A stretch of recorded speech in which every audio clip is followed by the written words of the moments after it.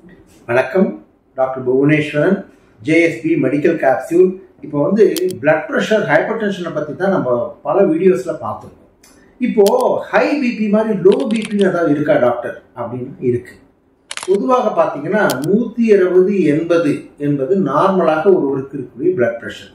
இப்போ அது 100க்கு கீழே வரும் பொழுதோ, 80 அப்படிங்கிறது 80க்கு கீழே வரும் பொழுதோ, அதாவது ஒரு 90, 80 அப்படின்னு வரும் பொழுது சில பேருக்கு கிருகிருப்பு, மயக்கம் போன்ற ஒரு உணர்ச்சிகள் வரலாம்.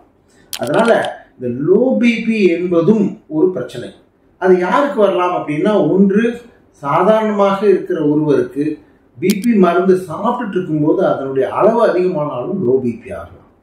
அதே சமயத்தில் ரொம்ப ஒரு வயிற்றுப்போக்கு அல்லது வாந்தி, அதனால் உடம்புல டீஹைட்ரேஷன் ஆனாலும் லோ பிபி ஆகலாம். பட் எதுவாக இருந்தாலும் 100/80க்கு கீழே வரும் பொழுது அதுக்குரிய வைத்தியத்தை பார்த்து கொள்வது நல்லது. அதனால ஹை பிபி எப்படி இம்பார்ட்டண்ட்டோ அதே மாதிரி லோ பிபி என்பதும் முக்கியங்கிறத தெரிஞ்சுக்கணும். ஏன்னா மூளைக்கும் ரத்தத்துக்கும், ரத்த ஓட்டத்துக்கு பிளட் ப்ரெஷர் ரொம்ப அவசியம். வணக்கம்.